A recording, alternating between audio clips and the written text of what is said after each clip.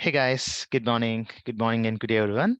So welcome back. Welcome to Cloud and DevOps Batch 55.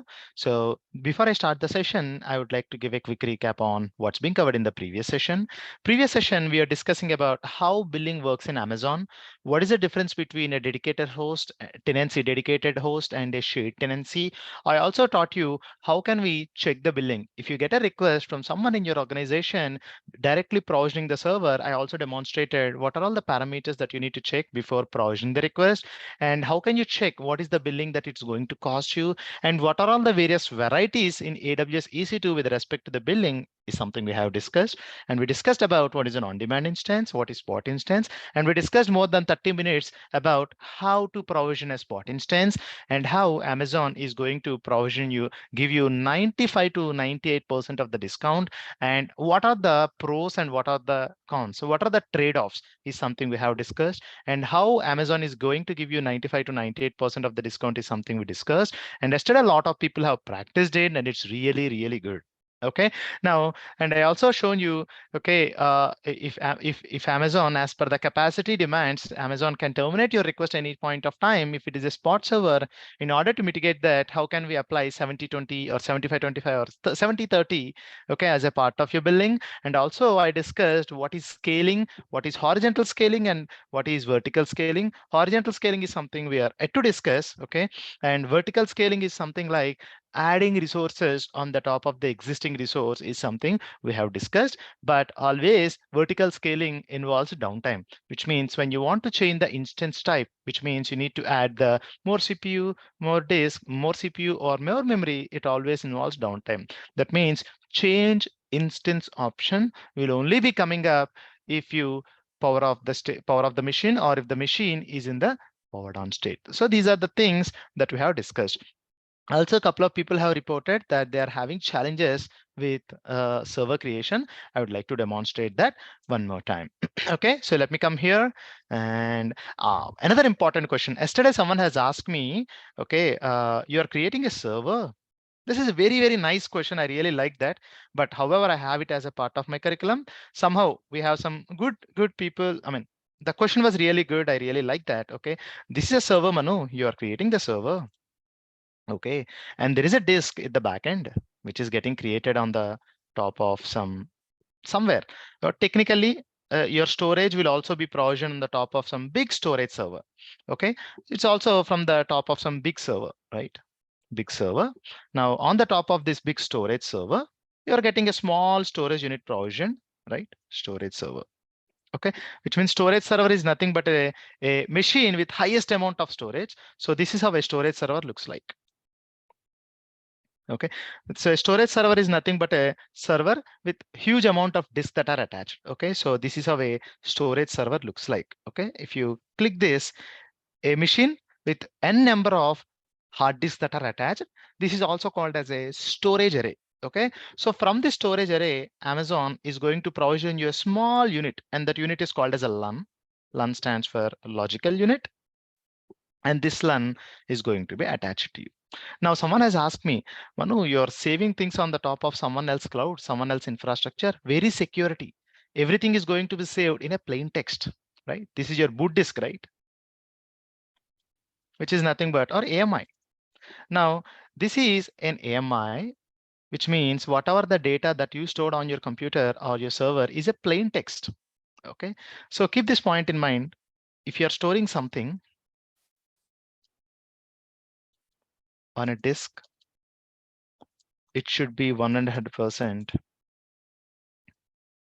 encrypted. What is this encrypted? We'll talk about this. Satish, remind me, how are we going to deal this at the end of the session? Do we have Satish in the session? All right. So just remind me, guys, anyone. So anyone, please try to volunteer me and just let me know. I'll explain this. This is a very important scenario. Okay. So let me try to explain this at the end of the session. Now, let's try to create one more time AWS EC2 instance, and a couple of people have reported that they are not able to connect to the server. In case if you're not able to connect to the server, there is a small tuning that you need to done. You also need to ensure you're doing it. Okay, so there is something called as firewall. Okay, there is something called as firewall. whenever you create an instance, this is an AWS account. And within this AWS account, you are going to create a server and you're accessing it from the internet. Okay, and from the internet, you are accessing it. From the internet, you are accessing it.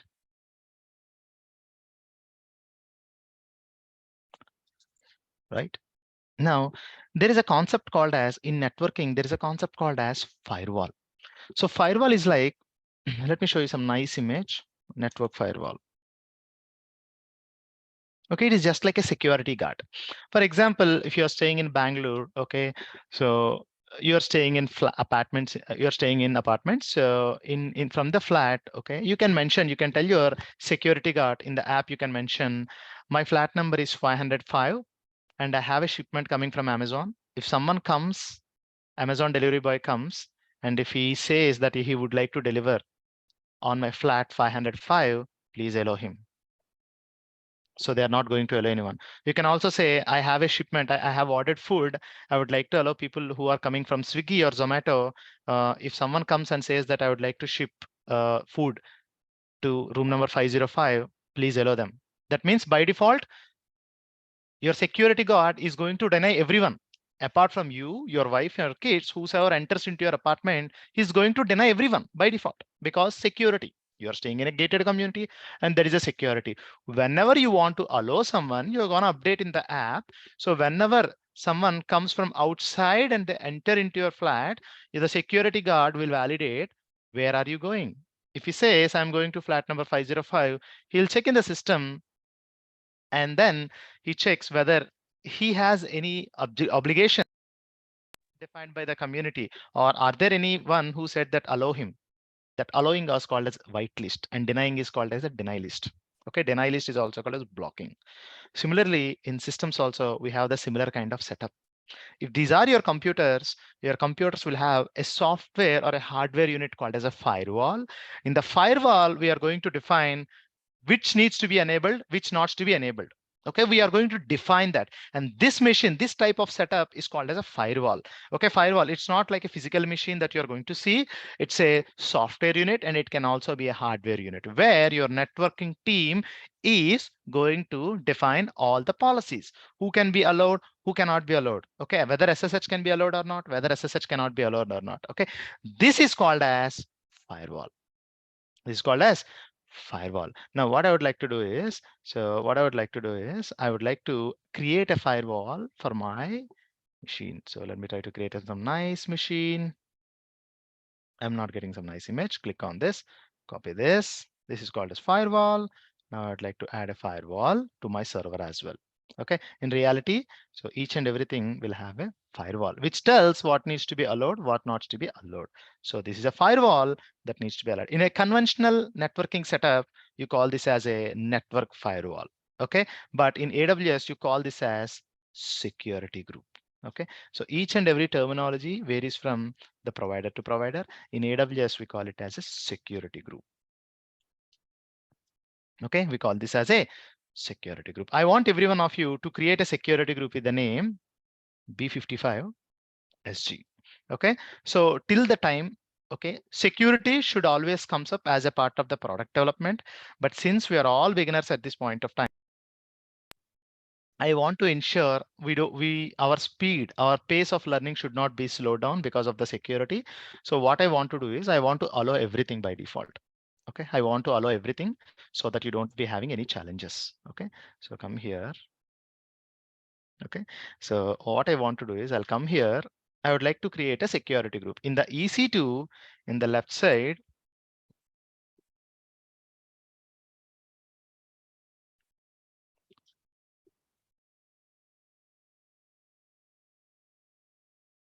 Sorry, I was speaking on mute. So in the left side of the EC2, you have something called as security groups. Okay, you have something called as security groups under the network and security. I want to select that. Okay, I want to select that and I would like to create a security group. Click on the security group. And then I would like to, lot of security groups are there because the lot of security groups are created by default. And I also have created, I haven't done a cleanup. So I would like to create a security group, and I would like to name the security group as B55 allow all. Okay, so B55 allow all, and description also, please ensure you write something which makes sense, and scroll down. And if you see this, by default, all the traffic, which is including from the internet, I want to allow all the traffic. Okay, whether you want to allow, okay, any particular traffic, okay, or any particular range of IP address. So I want to allow everything by default. Okay, I want you to create, but down the line, after 2 weeks of training, we'll be very specific. Which setting needs to be enabled, which port needs to be enabled, which service needs to be enabled, which type of network needs to be enabled. Everything we are going to go very, very, very detailed. But since we are in the very week one of it, I want to ensure we go very gracefully. Okay, I want to allow all the traffic, and destination is anywhere. From anywhere I want to allow, and that's it. And just mention allow all. Going forward, whenever you create any sort of server, I want every one of you to create server using this. Now create a security group. Okay, now try to launch a server. Now come here, and I would like to launch the server. Launch the instance.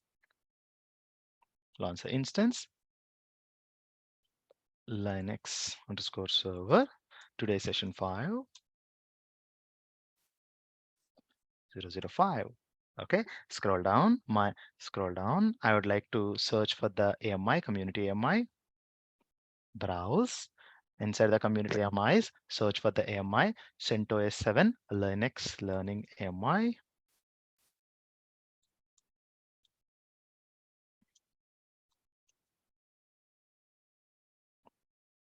Okay, CentOS 7 Linux Learning AMI.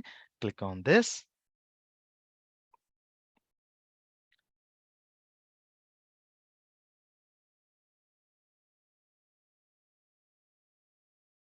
Then scroll down. Going forward, I would like to create only the spot servers. Okay, and I also please ensure you select proceed without key pair. If you are using my lab image and if you are creating the server with key pair, it will not work out. That is one fundamental point I want to tell. This AMI is designed to work without username and password, not with the keys. If you are using the server and you're saying use this key, it will not work. So please ensure you mention proceed without a key pair. And then all the way down, and in the firewall, which is nothing but the security groups, I want to mention security group. I would like to mention B55 allow all.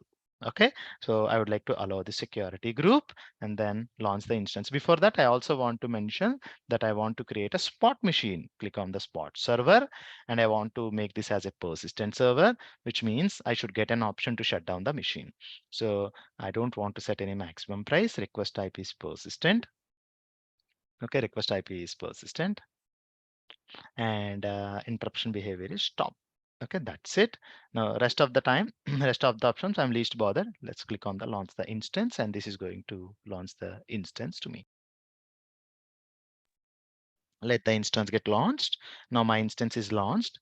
Now, so guys, sometimes keep this point in mind. Sometimes, okay, sometimes whenever you're launching the instance, your server might not come up. Sometimes it would be in the pending state for a long time, or even though it says running state, you might not be able to connect. Okay, now how can you check? For example, you're trying to start your computer, Windows computer, and sometimes it won't start, and you'll get into some BSOD, blue screen of death, like some blue screen telling that something is loading, something is loading, something is loading, right? And if you read the logs and if you see the errors, you'll understand, okay, some mess has happened with my operating system, right? Similarly, if you are in a data center, you can access the server and see what is been there, right? So for example, data center server with a console.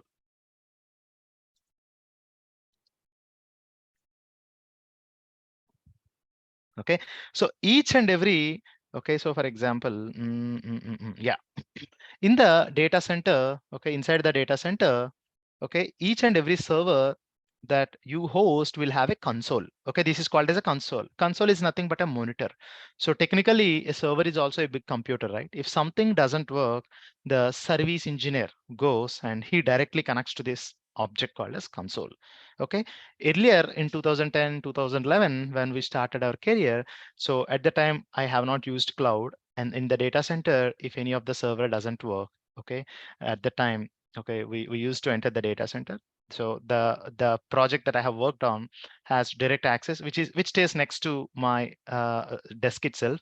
I used to directly enter into that, and I used to connect to the console and see what's going on, which means you directly having access to the console, right? But in these machines, these are all of them are cloud-driven machines. Okay, all of them are cloud-driven machines. So how do you come to know what is happening in the background when you are not able to connect to the machine? So this is one very nice option which majority, one of the underrated option which majority of the people ignore. There is an option here called as, okay, so monitor and troubleshoot. If you click on the monitor and troubleshoot, you have an option called as get instance screenshot, which means what is the current status of the system. Sometimes if your system is there are some errors or there are some operating system panic happened, and if it lands into some error state before you reach out to Amazon, you can also check what's going on here. Okay, even if Amazon they want to check, the service engineer wants to check, even he will check this get instance screenshot only. The moment you click in the get instance screenshot, if your machine got stuck somewhere, you can see the logs here, you can see the errors here. And right now I got a login prompt, which means I'm ready to enter. Okay, when I enter the username and password, I can check that. Okay, so similarly, if you want to see the system log when you're not able to connect, you can also come here, click on the instance state, sorry, actions, monitor and troubleshoot, get system log. You can see the system log here. If there are any logs, if there's something got stuck, you can also download the logs for further analysis as well, which will be done by Amazon. Okay, but if you are interested, you can also check that. This is one important and nice option. Okay, so since I connected to this machine, I would like to connect to it. Now copy the public IP address of the machine, copy the public IP of the machine, open your git bash and say SSH CentOS. Okay, if someone is not able to connect to the server, please ensure you check that option. Click on CentOS. Now hit enter. What happened to this? Why I'm not able to connect? Is my server completely up? Let me check. So what are the status checks? 2 by 2 are passed. Then why I'm not able to connect?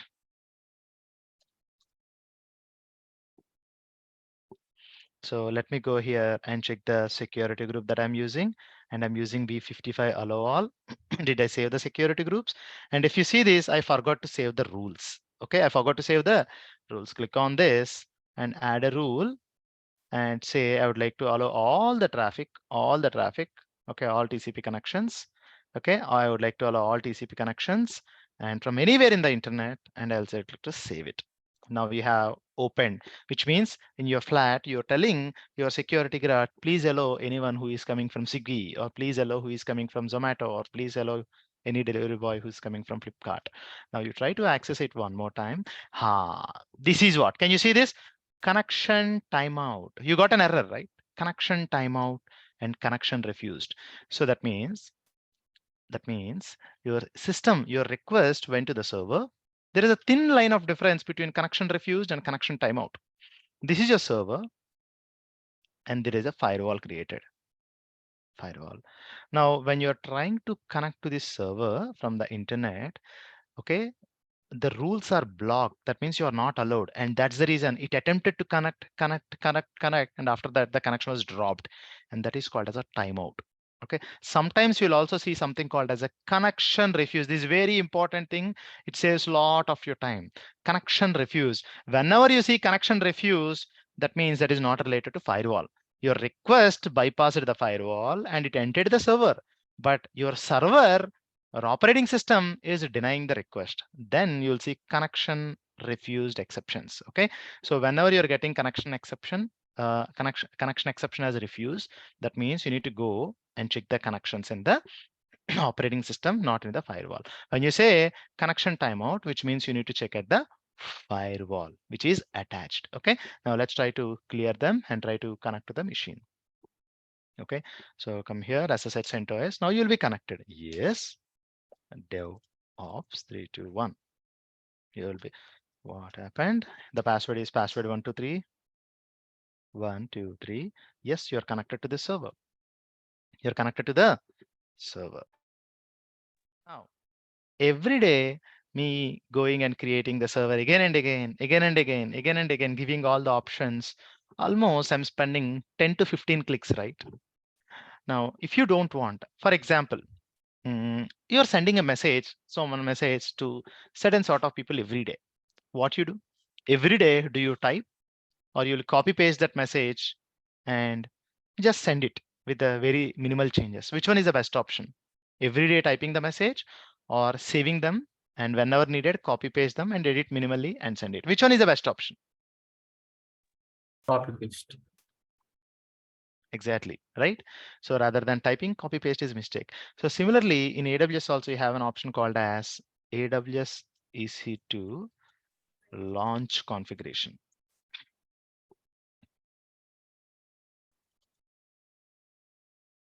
Launch configuration. So the advantage with the launch configuration is, okay, so since the beginning of Amazon introduced the EC2, this option is there.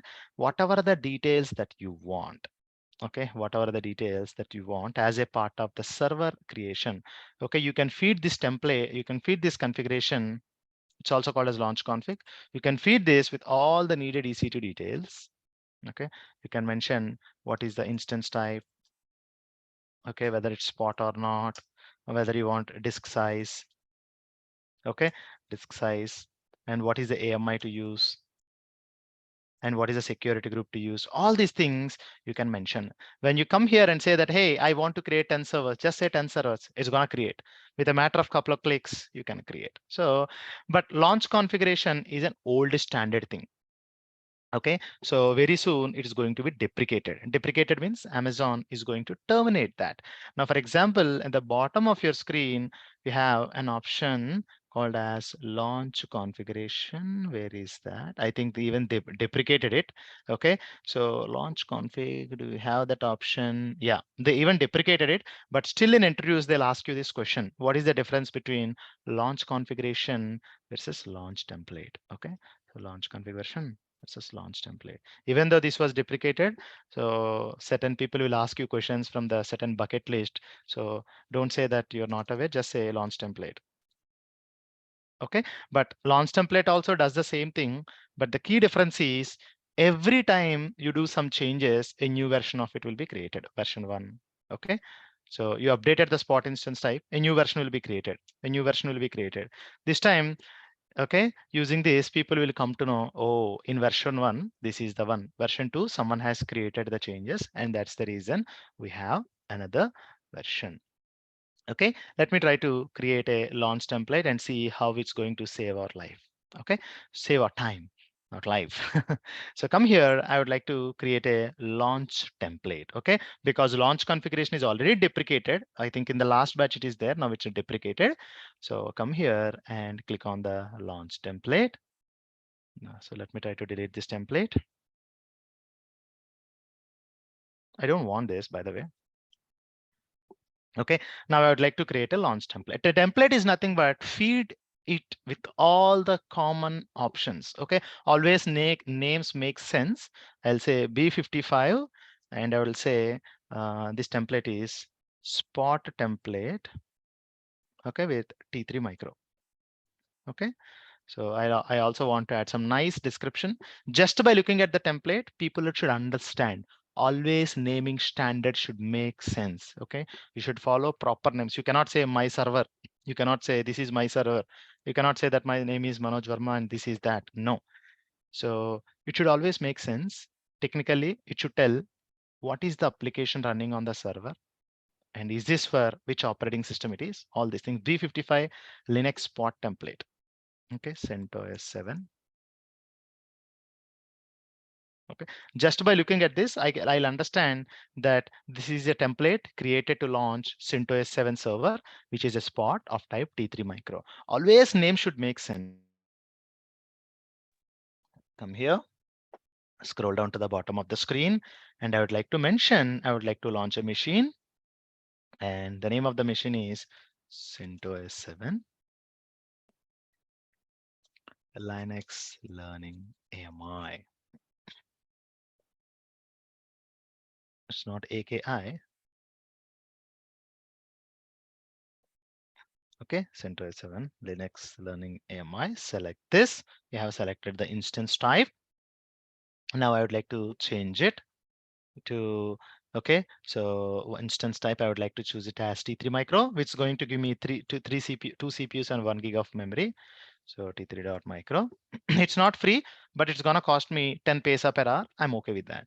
Okay, and this option, this is the only option which you cannot choose. Okay, proceed without a key pair option is something not available in launch template. Okay, so this is the only option whenever you're launching the instance, you need to select deliberately. Okay, proceed without a key pair.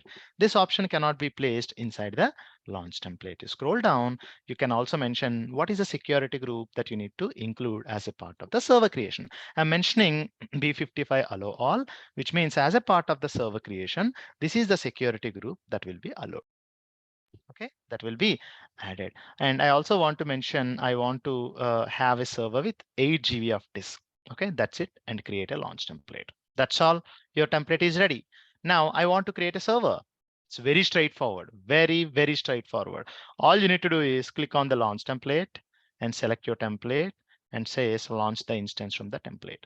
Now all you need to do is how many servers you want, and you need to select one option, which is nothing but the key pair, which is as proceed without key pair. And you can also mention how many servers you want, how many instances you want. Then you click launch instance. That's it. Earlier, I'm selecting 8 to 10 clicks. Now I'm selecting just 2 clicks. So it has saved my time. Every day, whenever I want any server, I'll come here and I'll straight away create the server. Now what I want to do is I would like to delete the template and I would like to show the template one more time. Okay, so a lot of people will do mistakes. So we also forgot to add the spot options. So let's try to create the spot template. And spot templates are 100% free.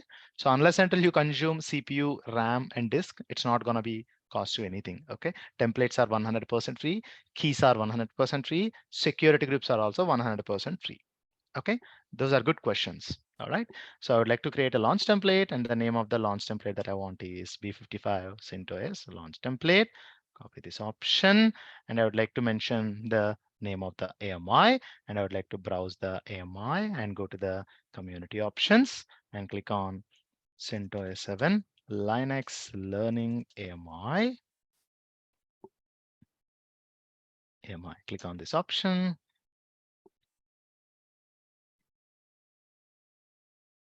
Okay, now CentOS 7 Linux Learning AMI. Why it's not showing? It's a wrong enter. It's gonna show you. Select this. Then all you need to do is you need to select the instance type and select the instance type as T3 micro. T3 micro is a 3rd generation hardware, so I'm interested in it. So things are little easy. In training, I'll go with little big instances because I don't want to give you the bad experience of slowness. Okay, in your case, you can be little go with smaller instances, but I always prefer going with bigger instances. Okay, key pair is the only option which you cannot include as a part of it. And I also want to mention the security group, B55 security group, allow all. I want every one of you to follow the standard. And I also want to mention the volume that I want to go with is 8 GB. Okay, 8 GB, that's it. And the advanced details, I repeat one more time, go to the advanced section. Inside the advanced section, you can mention, I want to mark it as a spot instance. And once you click on the spot instance, click on the customize option. And in the customize option, you can mention it as a persistent request. And in the interruption behavior, you need to mention it as a stop. Okay, and you can mention it as a stop. That's it. And you're good to create a template. Now, whenever you want instance, it's a very straightforward thing. Okay, so come here, launch template. Come here. I would like to launch an instance. Come here and launch the instance from the template. Okay, launch instance from the template. You come here and just say, I would like to proceed without key pair because that is the only option which you cannot hard code it inside the template. Launch the instance. That's it. Earlier, you're spending 10 to 15 clicks. Now with the 2 clicks, you got an instance, and that is the beauty of launch template. Okay, that's the beauty of launch template. But Manu, you have started with the launch configuration. What is this launch configuration? So Amazon, when they have introduced this, okay, the same concept, okay, but the upgraded version of launch configuration is launch template. But the advantage with the launch template is every time you do some changes, a new version of the template will be created. A new version of it will be created. So for example, you come here and you click on the launch template. And if you see this, there is a version. Can you see this? Default version is 1 and the latest version is also 1. What is this? Let's talk about it. Now, what I want to do is I would like to make some changes in the template. Now, what I would like to do is I would like to click on this and then I would like to edit this template. Okay, I would like to edit the template. And what I want to do is I would like to modify the template, which means you want to change something. And what you want to change, so what you want to change is you don't want to give the disk size as 8 GB. Instead, you want to give it as a 10 GB, because earlier the requirement is 8 GB. Now your business has requested the server should have a minimum disk size of 12 GB. Now, the moment you do some changes, it is going to create one more version. Can you see this? A template is created, but one more version is being created. What is this version? Come here and see that. Can you see this? The default version is 1, which means whenever you create the server, still it is with the same 8 GB. But if you see, the latest version is 12 GB. The latest version is 2. Okay. So, and if you see this, someone has created this at this time. Okay. But there is a latest version is also available. Now, if you want to have a latest version, you can come here and modify the template default version and can mention it as the template version as 2. Okay. Now, from this time, when you launch an instance, the server will be launched with 12 GB. Okay. Now, if your business says that no, 12 GB is not good, go back to 8 GB only. Okay. You can come here and can say that modify the template version. Okay. Not create, modify the template version as 1. Okay. This way, even if someone does some changes, okay, you can go back to the previous version. Okay. Version 1, version 2, version 3, version 4. If version 4 is not good, we'll go back to the version 3. Right. Now, WhatsApp, if they release some test feature, okay, like voice call, and if the voice call is so buggy and if it is not working good, then what they do, they'll deprecate that and they'll go back to the previous version. When they go back to the previous version, WhatsApp won't be having the voice calling feature, right? Same thing.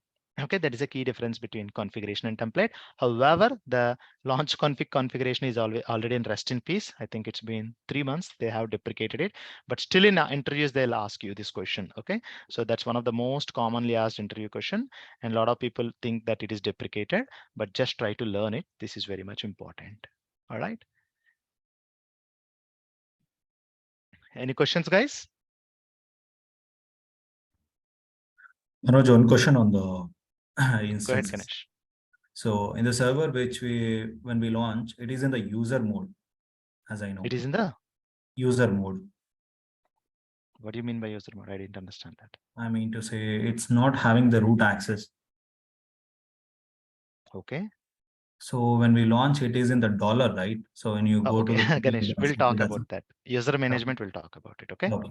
We haven't started anything on Linux yet. We'll talk about it, but for sure, I'm going to address that. Okay. Whatever you have asked is a valid thing. I'll address that.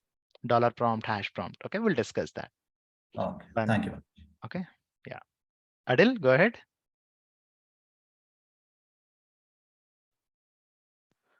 I'm good, Manoj.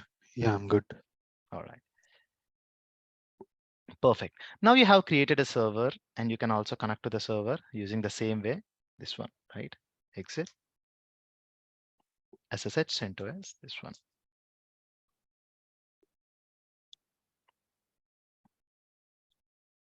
I entered a wrong password. Password 123 P as a capital letter. Now we are connected to the server. What's next? What's next? We are good, right? Now what's next? Now, sometimes you'll get a requirement like increase the disk size. Okay, you have created a server and the server is having a disk and whose disk size is something like 8 GB. Okay. So back in before cloud, if in the same setup, okay, this is a different physical server and this is a different physical server, right? Storage is also a server at the end, right? Now you have two different servers, and this will be managed by admin team, and this will be managed by the storage team. Okay. Now, whenever the disk that you're using ran out of space, okay, which means just like you're having 500 GB of disk on your Windows computer, you're feeding a lot of movies and you ran out of space. And what you do, either you need to delete something, or you need to buy external hard disk, or you need to remove the hard disk and replace it with a bigger disk, right? These two are the options. Back in non-cloud days, what we used to do is the admin team, we need to place a request to the storage team. Okay, telling that, hey guys, we need to raise a request to them, telling that, hey, I think we are running out of disk space. Can you please expand the disk size? Then what those guys will do, they will expand the disk size, okay, here, 12 GB. Okay, they'll expand this, and then they'll tell you back, hey, disk has been activated, disk size has been expanded. Then you need to come here and they need to do something called a scan. There are some disk scan commands based on the Linux flavor.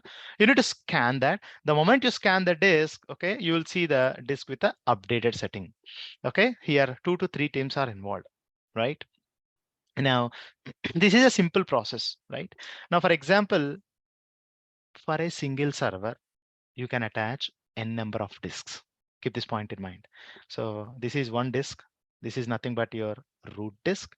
Root disk is nothing but the disk which will have your operating system. Come here. This is a root disk. Okay, root disk is nothing but where your operating system is installed, right? Now you don't want all your application data should be shared in a separate disk. It's very straightforward. This is how things work in enterprise. And this is another disk of 100 GB, for example. Okay, you want to have a 100 GB disk to store your application data.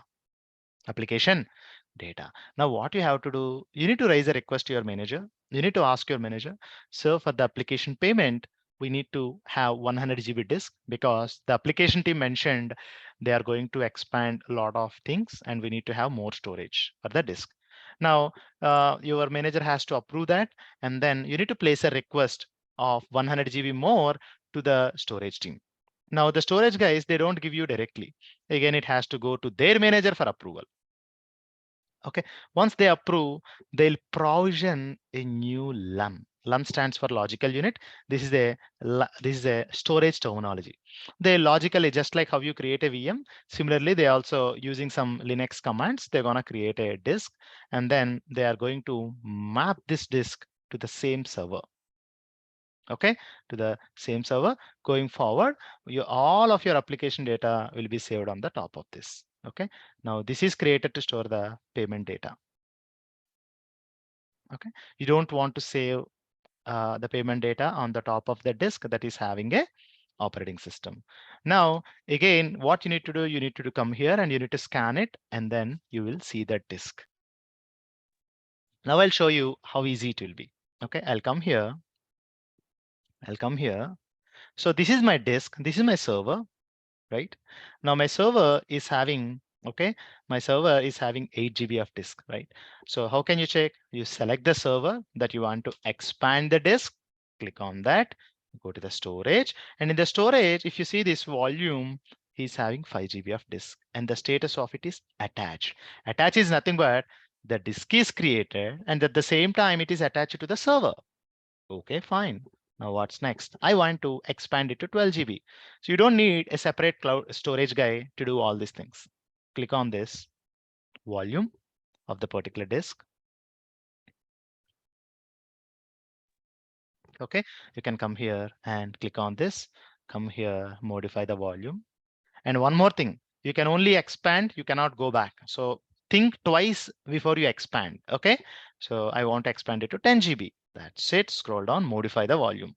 Now, modifying the volume, that's what they're telling. If you're increasing the size of the volume, you must expand the file system. We'll talk about this, what is that? But it will take some time to modify the disk size. Modify it. Now, if you see this, it will say the volume is going to be modified. You have placed a request, and the state of the volume is not just attached. In the state of the volume, it is in use, which means by my server, but it is modifying, which means it has to expand from 5 GB to 8 GB. In the backend, in the Amazon, a lot of things have to happen. Okay, out of that, 0% is happened. It will take 2 to 5 minutes of time, and then it will be expanded. This much quick and easy if you want to deal the things. And just like in AWS EC2 is a service, right, for creating servers. Similarly, the storage service in AWS is referred as EBS. EBS. EBS stands for Elastic Block Storage. Elastic Block Storage. Elastic Block Storage is nothing but a name of a service which offers block level storage as a service. Okay, that's it. These are also called as EBS volumes.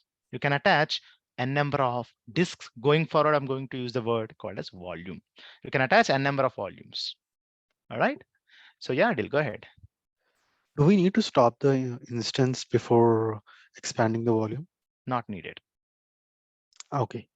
Earlier, when you are using on-prem machines, we used to do that, but it's not needed. Noted. Okay. Thank you. Now, I know how to create a server. When I land into any issues, whenever I ran out of disk, I know how to mitigate that. Now, what's next? I need to learn Linux first, then only I can handle all of this. So let's try to learn Linux, guys. I connected to my machine.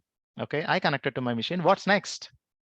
If you want to learn Linux, 5 points, fundamentally 5 points you need to remember. Okay, these are the things. Okay, if you don't remember these points, or if you don't understand these points, things looks very confusing and challenging to you. Okay, what are these points and why you need to learn them? Let's talk about it. So when you want to learn Linux, points to be remembered, points to be noted when we start learning Linux. Okay, these are very important. So, okay, these are the very important beginner and starter points. Okay, Linux is case sensitive, which means if you try to SSH to a server, this is the CentOS, right? And if you try to log in like this, or like this, or like this, as per Amazon, all of them are different and it will not work out. Okay, and it will not work out. All right, guys. So Linux is case sensitive, which means if you create any file, okay, so devops.txt, and if you also create another file, devops.txt, in Windows, it's the same. Even if you attempt to create one more file with uppercase letters, it says that file exists. But in Linux, it's not like that because Linux is case sensitive. That is very important. Okay, Linux is case sensitive, and a lot of people will do these mistakes. They attempt to connect using capital CentOS or CentOS or a lot of things they do, but it will never work out. Okay, this is one important point I would like to highlight. Okay, now you can see, let me try to show you. So I would like to connect using an uppercase letter. Okay, so I would like to connect using capital C. So I would like to use the password as password123. And guys, when you attempt to print the password, you might think that it is not typing or the cursor is not moving. That is the expected behavior. In the backend, whatever the password you enter is entering, the prompt won't move. That is expected behavior. Enter. I entered the correct password as password123, but still it is saying permission denied. Why? Because there is no such user with C as capital letter. Because Linux is case sensitive, the lowercase letter CentOS and the uppercase letter CentOS are different. This is one point you want to remember. Okay, and in Linux, there is no concept of recycle bin. There is no recycle bin. Okay, when you delete something, it's gone forever. Okay, and that's the reason when you delete something, you need to think thrice, not once, twice. You need to think thrice before you delete something. In Windows, if you delete something, you have an option to get it back. right? Because you have a recycle bin option. You can go to the recycle bin option and then you can get it from there. But in Linux, there is no such thing. And that's the reason whenever we delete something, we take a backup of it and then we delete it. This is just to ensure in case if we change our mind, we still have an option. However, we have some backup strategies as well, which we'll talk later. But in a raw on Linux, there is no concept of recycle bin. Okay. All right. Another important thing, there is no concept of file extensions.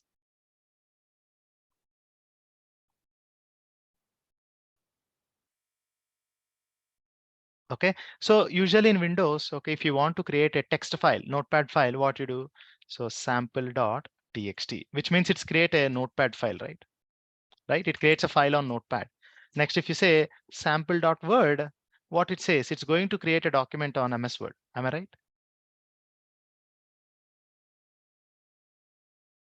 Right, guys? Sample.word, it's going to create a MS Word doc, right? Yeah. MS Word doc, right? So for example, if you create a spreadsheet, sample.xls, it's going to create a spreadsheet, Microsoft Excel. That means Windows is 100% okay, highly dependent on the extension that you're using. Okay, but there is no such concept of extension in Linux. Okay, yeah, there is no concept of extension in Linux. In Windows, okay, you know why lot of virus attacks, lot of applications are. What if I say, okay, you see ransomware attacks, you see hacking on the machines and all, right? 99% of the times, Linux machines are safe and secure. Okay, I'll tell you why. So okay, so here in sample.txt, your notepad application is opening your application. Okay, whenever you say sample.txt, so here your file is opening this application, right? When you open sample word, your file is opening this application. That means if your file is having some bad code or some virus or some worms, it's going to attack this application. And that's the reason you see a lot of attacks. But okay, that is a different thing. But in Windows, but in Linux, there is no concept of file extensions. Okay, whether you create sample.txt or whether you create sample.word or whether you create sample.log, as per machine, as per your Linux operating system, all three of them are same. All three of them are just file. But in Windows, it's a notepad file, it is a Word file, it is a Excel file. But in Linux, it's just a file. Okay, and you might think I would still use sample.txt, sample.word, sample.log even on Linux machines when I try to deal with files. Why? That is just for as a human for my understanding only. Okay, since we are so much into the Windows ecosystem, obviously knowingly or unknowingly, subconsciously we create files with extensions sample.log, sample.txt, sample.ppt, something like that. But for operating system, it's nothing. Okay, at operating system level, for machine, for your Linux, it's just a file. Okay, so this is one important point you need to remember. There is no concept of file extension. And in Linux, everything is a file. In Linux, everything is a file. Okay, so if you know these points, okay, when you're working on something, you'll easily identify if something doesn't work. Oh, this is what, oh, this is what, you'll easily understand that. Okay, that is the importance, and that's the reason I'm stressing more on this Linux before I start Linux. Okay, and last important thing I want to mention. Okay, so in Linux, everything is a command. Okay, so okay, everything is through a file. Everything is a file and everything is through a file. In Windows, okay, for example, if you want to open control panel, or for example, if you want to do something, right? Or if you want to update some property, you'll go to control panel, you'll change the properties, or you'll go to the personalized section of your computer, you'll change it, right? But in Linux, everything is a file. For example, if something is not working as expected, which means you need to think, there is a file, I need to go to the file, I need to change the property in that file. Okay, for example, if something you want to enable the property, that means you need to think, oh, in Linux, everything is a file. That means I need to search for a property, or that means I need to search for the file, and in the file, I need to edit it. Okay, so in Linux, everything is a file and everything is through a file. Okay, all the actions are done through commands.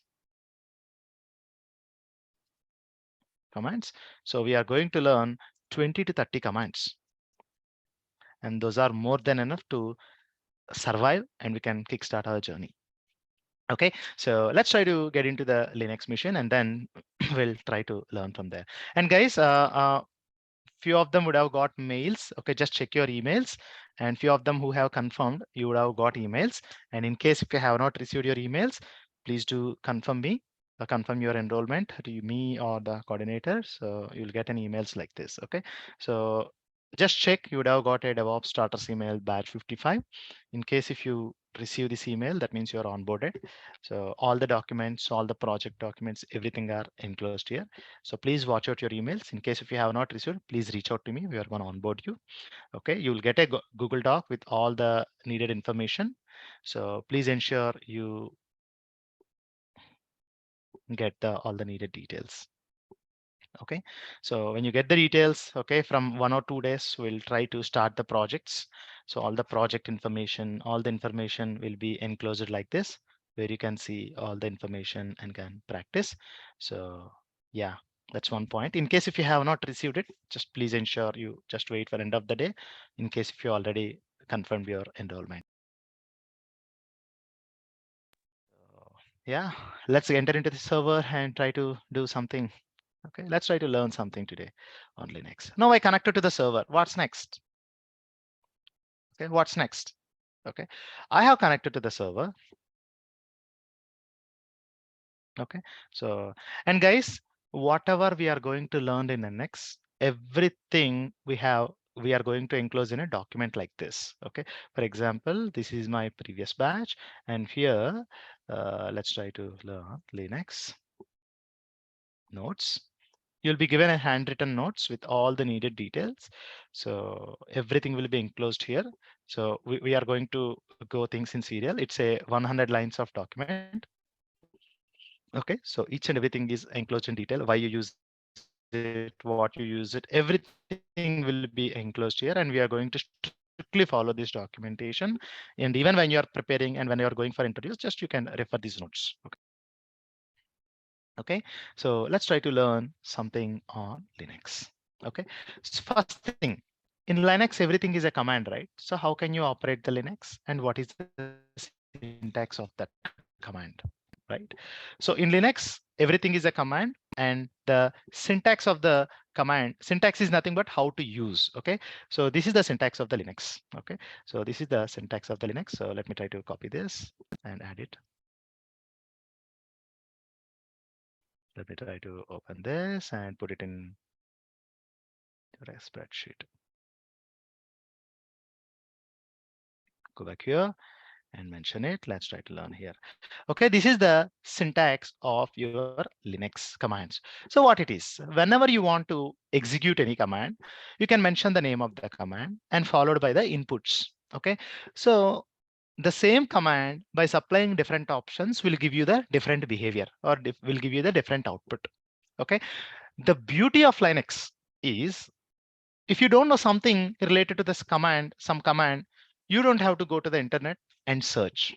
In the same machine itself, it's going to show you all the related options. For example, command, you enter the command and just say options. It's going to execute. If you don't know anything, you can do command space followed by the hyphen help, which is going to show you all the needed information. Okay, for example, you go to your server and say, I want to execute some command. Okay, I want to execute some command like uname. Uname is a command which is going to show the system name. Can you see this? It says it is Linux. It says it is Linux. But what are all the options that are available? Or how do I come to know what are all the options that I can get through this command uname? It's very simple.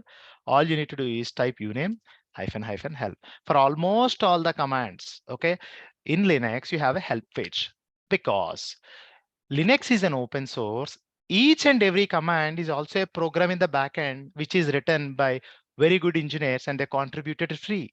And that's the reason each and every command will have its own manual page. Okay, each and command will have its own manual page. So whenever you want to see what are all the options that are available in a particular command, you can use a --help, which is going to show you all the available options, And interviews, they'll ask you, how do you come to know the kernel version of your Linux? How do you come to know what is the machine type? Or how do you come to know what is the processor you're using? So the option is uname. For example, if you want to know what is a kernel name. So we already discussed what is a kernel. Kernel is the first layer of your operating system. That is a piece of software or the piece of code which directly interacts with the system hardware. Okay, and that is a most complicated thing which is very tough to write. Okay, so let's try to understand it more and let's try to understand it better. Okay, now what I want to do. Okay, I want to know what is the kernel name. So if you want to know the kernel name, what they're telling is you need to go with -s. What I'll do is I'll say -s. It's going to print me the kernel name. The kernel name is Linux. The kernel name is Linux. Okay, I want to know what is the version of it. Okay, I need to say -v. So uname -v, which is going to show me only the kernel version. So the kernel version is this. Okay, so sorry, so our kernel version. Can you see this? The kernel version is this. Can you see this? And if you see any of the software that is ending with x86, that means it is a 64-bit hardware. Your CPUs are of two types, 64-bit hardware and 32-bit hardware, which means how many bits that your system can your process. If it is a 64-bit, at a time, your system, your CPU can process 64-bit. It's like more capacity. Okay, but almost all the hardware that you see is x86, which means 64-bit hardware. Okay, now I want to see what is the hardware platform. Print the hardware platform. So I want to see what is the hardware platform. I'll say -i x86. Okay, x86 hardware is my platform. Now, if you want to see my processor information, you can mention this. Okay, it's also an x86 processor. Your hardware and processor are x86. And if you want to see the operating system information, you can mention -o, which is going to print the operating system information. And it is GNU Linux. Almost all the softwares, when you're using Linux, they say it is GNU Linux only. GNU stands for generally not Unix. Okay, this is a community which was developed to develop Linux, keeping the Unix in mind, but it should not be a copy of Unix. Okay, now you don't want this individual information, and instead you want to have all the information that is offered by the uname. You can use something called as uname-a. Can you see this? It has printed all the information, uname-a, which is going to print all the information. Okay, clear? Now. Another important thing in Linux, everything is a file, right? Okay, I agree with you, but how can I read a file? If it is no Windows, I'll just click on the file, it open, or I'll open Notepad, and inside the Notepad, I'll say file, open this file. But how can I read a file? How can I read a file? So cat is a command which is going to read a file. Okay, so if you want to read a file, cat is a command. All you need to do is you need to say cat file name that you want to read. Now cat is going to read the command, read the file. Okay, so come here, and if you don't know what is that, let me close this. Sorry for this. Yeah, cat file name. Okay, this is going to read the information. Now, okay, now what are all the options that are available? Cat -help. Now, cat, the name of the command cat is, okay, cat is a command, and concatenate file, okay, which means take the input and show the output. Simple. Which means read the file. Okay, now the syntax for it is cat followed by the file name, which is going to show you the read the file name. Okay, now I want to read some file. Let me tell you one thing. In system, okay, in Windows, okay, if you want to see all the system parameters, you go to control panel, right? In Windows, in the control panel, you will see all the information. that is related to your system. And if you want to change any properties, or if you want to change anything, you'll have a control panel where you can change all the properties of the system, right? Similarly, in Linux, okay, all the system configuration is available inside a directory called as etc. etc is a directory, okay, which contains all the system information. All the system config will reside here. Okay. Now, if you want to see what is the operating system version, or what is, whether it is CentOS or whether it is Red Hat, if it is Red Hat, which version of Red Hat, or if it is CentOS, which version, whether it is 6, 7, how do you come to know? As I said, in Linux, everything is a file. If you want to know something, you need to read a file. If you want to update something, you need to update the file. Simple, straight. Now, which means if you want to read, know the operating system version, the very straightforward thing is you need to go to etc directory, and inside the etc directory, there is a file star release. Star means include everything. I want to read a file that ends with a release. If you enter this, it's going to show you, okay. If it is CentOS, it will be like CentOS-release. If it is Red Hat, it will be like Red Hat-release. Since you don't know what it is, you can mention star. When you mention star, it's going to show all the files that are ending with star release. Obviously, inside the etc directory, there will be only one file that ends with release, which is going to show. Now, cat space etc star release. Now it's going to show you all the information that is related to your operating system. It says the name of the operating system is CentOS Linux, and the version of it is CentOS 7. And for this version, the name is core, and the identifier is CentOS, and it is from Red Hat Fedora, Red Hat Enterprise Linux Fedora, and the version ID is 7, and pretty name. So the pretty name is like a nickname CentOS 7, and ANSI color. ANSI color is like color combination, and all the informations are available inside this. Okay, so when you're applying for basic roles or beginner roles, they'll ask you, how do you check the Linux version? Okay, so if you don't know what is your Linux version, how do you come to know the file name? These things, okay, this is how you can read. And another thing, in Windows, you see backward slashes, right? You go to Windows, you open any directory, go to C, and go to users, and inside the users Lenovo. No, I can't. Go to public, and inside the public downloads, you'll see all of it. Right now, if you click it, you see backward slashes. Okay, which you are in the C directory. Inside that C directory, you are in users. Inside the users, you are in public, and inside the public, your downloads. In Windows, you see backward slashes, but in Linux, you see forward slashes. That is one key difference. Okay, so all you see is forward slashes. Okay, when you're coming from the Windows background, you'll think that I am doing wrong. So no, that's not right. Okay, in Windows, we do everything forward slash. In Linux, we go by forward slashes.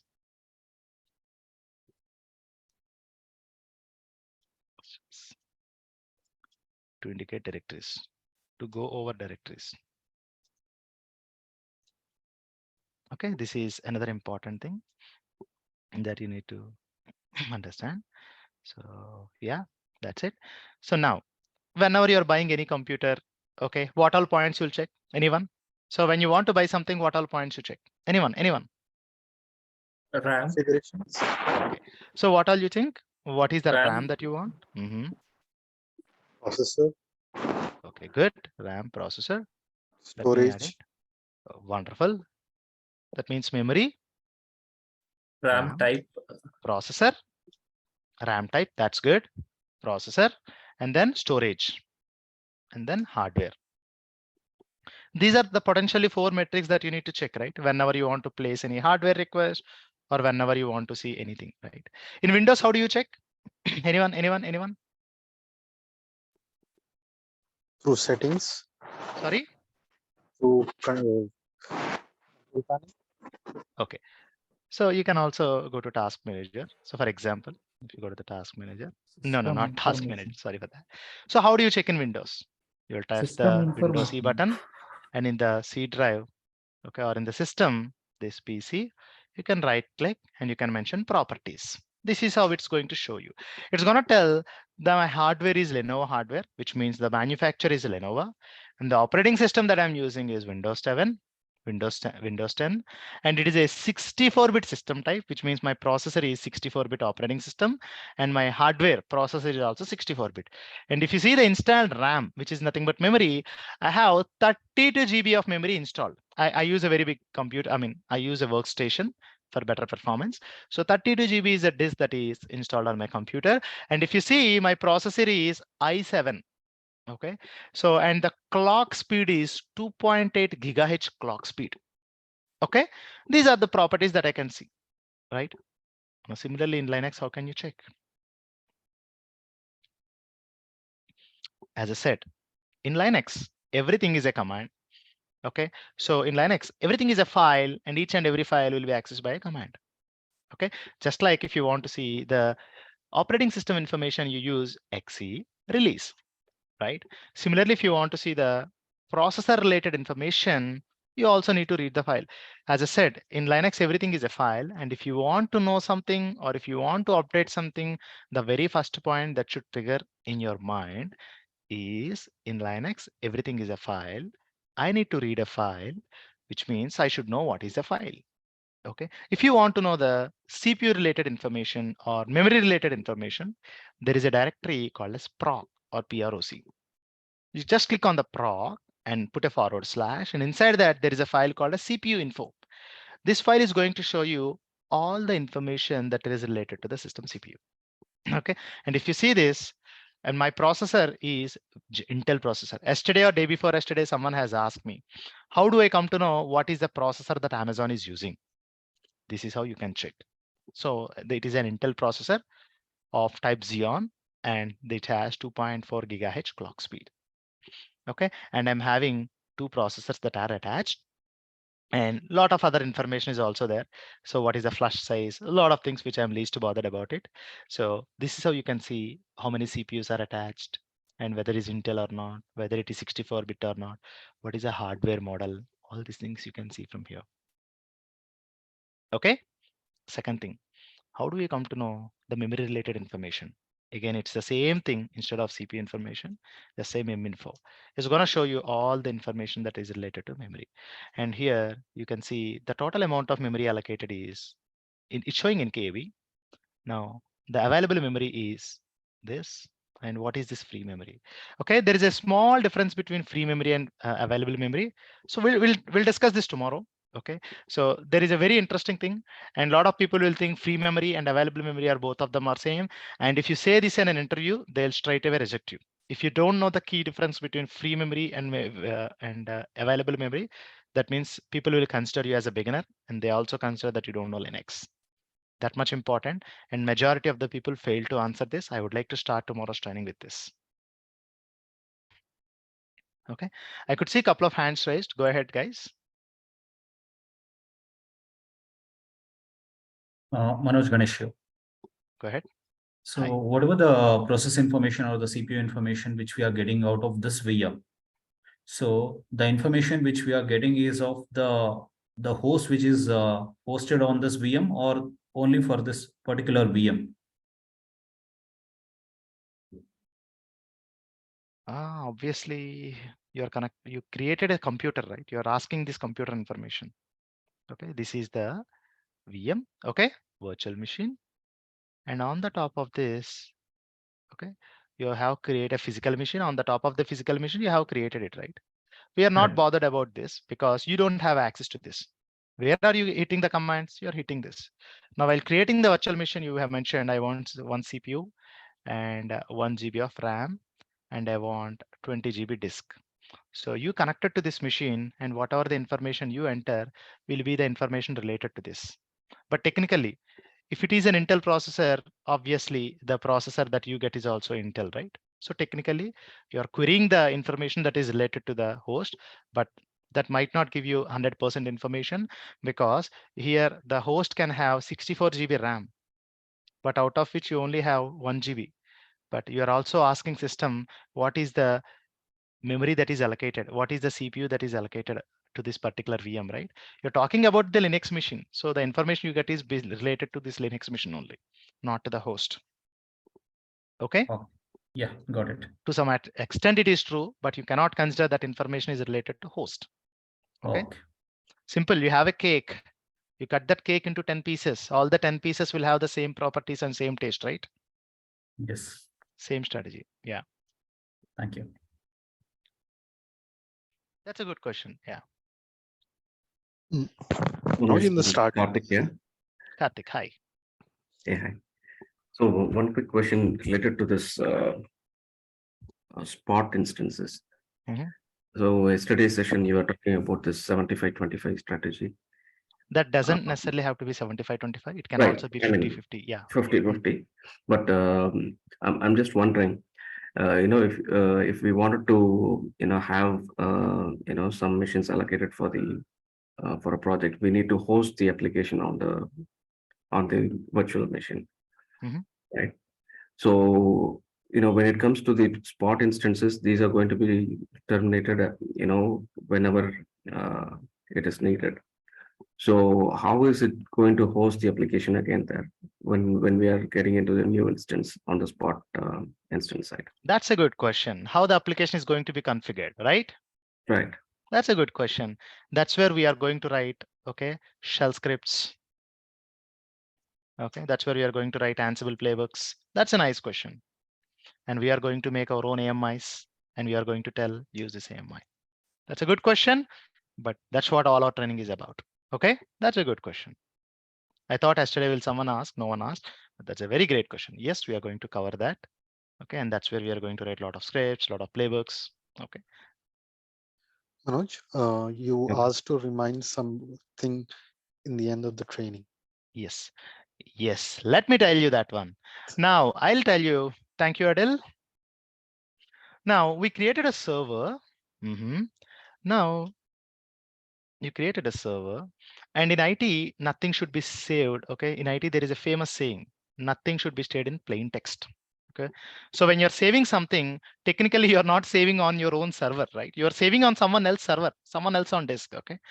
So everything should be encrypted at rest. Everything should be encrypted at rest. That means, okay, nothing should be stored in a plain text format. Okay. So for example, on the top of this server, you created a machine, and on the top of the machine, okay, you want to have a disk, and you created a disk, and the disk is having 100 GB of data, 100 GB of data. And if it is in a plain text format, plain text is like, okay, you have a file, and the file has DevOps is good. Okay. Now, anyone, okay, so for example, you can, if everything is saved in a plain text, you might have a concern that Amazon or anyone have access to this machine can read the data, right? For example, okay, for example, you have a disk created and attached to the machine, right? Agree or not? You created one more server. Okay, this is one account, for example.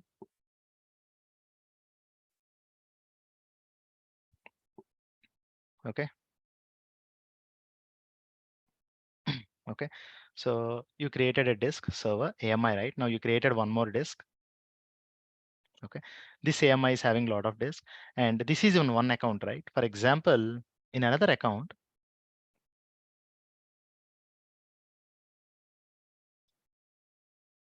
in another AWS account, what if someone accidentally, okay, there is no option, there is no concept of accidentally, this is just a theory. What if someone mounts your disk? Technically, they can read all your data, right? Agree or not? Okay, Yes. agree or not? Yes. This is just a phenomenon that will never ever happen. But each and every company will have their own policies telling that we are not going to save anything in a plain text. Plain text is nothing but whatever the data, whatever the information you see is plain text. A human can understand, but it should not store any data on disk.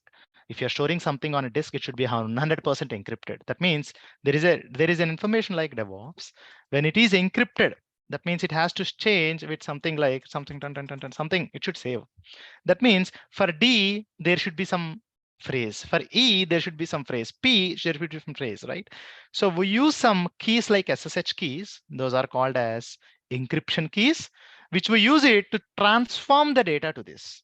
If someone wants to read this, they should have the same key to decrypt the data. Okay, that is called as encryption and decryption. Okay, and that's the reason whenever you're launching an machine, okay, you come here and try to launch one more machine. I'll tell you by default, when you store something on the disk that is created by Amazon, it is not encrypted. Okay, which is not being done in any company. Every company have their own encryption standards. For example, when you're launching an instance, at the bottom of your screen, you have a section called as advanced section. Click on this and click on this flag, which is going to show you all the properties. And if you see this, what it says, the disk that you are creating, the status of it is not encrypted. Now, I want this to be encrypted. Okay, encryption is not free. Encryption is free, by the way. Now, if you want to encrypt it, you need to have your keys. Okay, so just like your SSH keys, you should have a key called as KMS key. KMS stands for Key Management Service. Okay, we are going to generate a key. So in down the line in our training, we are going to implement all the best possible production grade principles and strategies throughout the training, whatever is being used in the industry as per the white papers. Okay, I would like to create a key. So this is a key with some 2048 characters. Okay, it uses some algorithm to change your plain text into a format which can only be read by this key. Even if someone tries to take your data, they can't do anything. Okay. Okay, even if Amazon wants to read something, they cannot. I mean, even though they can read, but Amazon says they have some stringent policies, but no one can read unless until you provide your permission. Okay, there are two types of keys. One is symmetric key and asymmetric key. Symmetric means one key, which will be used both for encryption and decryption. Now, asymmetric means you will have two keys, one key for encrypting and another key for decrypting. Okay, you'll see both in organizations, but in training, I would like to go with asymmetric. Okay, which means both encryption and decryption will be done by the same key.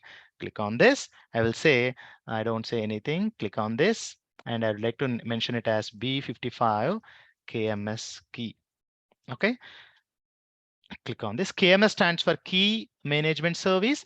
It is also a service in Amazon, which 100% of the times you see this in the organizations. Now, just don't do anything, just say key. And I would like to create next. Click say next. Okay, now the key is generated. Now, whenever you are creating any information or storing any information, all you need to do is you need to mention, I want to use this key to encrypt my data. I'll come here. I'll just say, okay, so come here, sorry, come here and go to the volumes, show the details, and you will get an option encrypted. I would like to encrypt it. Now you can select the key. Okay, by default, it uses AWS EBS key, which means Amazon managed key. That means the key that you use is managed by Amazon. Now here, this key which you create is on your account. Okay, now when you launch the instance, now the data that you stored will be encrypted. Okay, will be encrypted. This is what I want to do even in our trainings. Okay, but what is the advantage and what is the disadvantage? Let's also talk about that. So when you encrypt the data and decrypt the data, it is 100% free, but there is some performance issue. Not performance issue. There would be some performance of the system allocated for encryption and decryption. Okay, so you'd encounter some amount of slowness. That's because your system is busy in encrypting the data when someone says, and if someone tries to read the data, it will be decrypt the data and shows you. Okay, and that's the reason it will be little performance issue you'll experience, but when compared to security, nothing can beat. Okay, so this is something here in this case. Okay, this is one AWS account and this is another AWS account, right? If in another AWS account, even if someone tries to create the account, if they try to mount, which is technically impossible, they cannot do that. Amazon is known for one of the best possible security standards to implement. And even if they try to mount, the key is there in your account. So technically, even if they mount, they can't do anything. Okay, because they're going to read the data which is encrypted, no one can read. Okay, and these keys also, based on the organization and the organization policies, we are going to rotate them.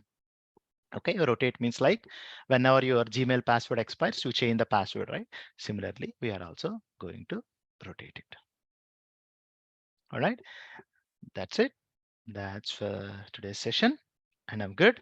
In case if you are having any questions, you can post your questions, and just watch out your emails. A lot of people have confirmed their enrollment, and in case if you have confirmed your enrollment, you would have received an onboarding email with all the project related details. And in 2 to 3 days, we are going to start working on projects, and please ensure you practice them on day-to-day basis. And yeah, that's for today. And we're gonna learn a lot of things that are very much close to industry standard things, and as per the white papers that are published by one of the best organizations. Okay, public things. Okay, so I'm good. If you have any questions, you can post your questions. Hi, man. One second. And guys, just a request. Okay, not a request. And the meeting link remains the same. Okay, meeting link remains the same. There won't be any changes till further notice. And meeting link remains the same.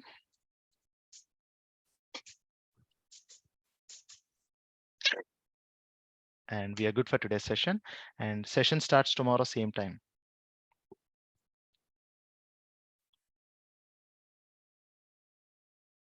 Okay, and that's for today. I'm good for today's session. In case if you have any questions, please let me know. And in case if you have not confirmed your enrollment, please do confirm your enrollment. You'll receive your onboarding email with all the project related information. And that's for today. And you're good to, I'm good to take up the questions. Okay, please post your questions, guys. Bye, man.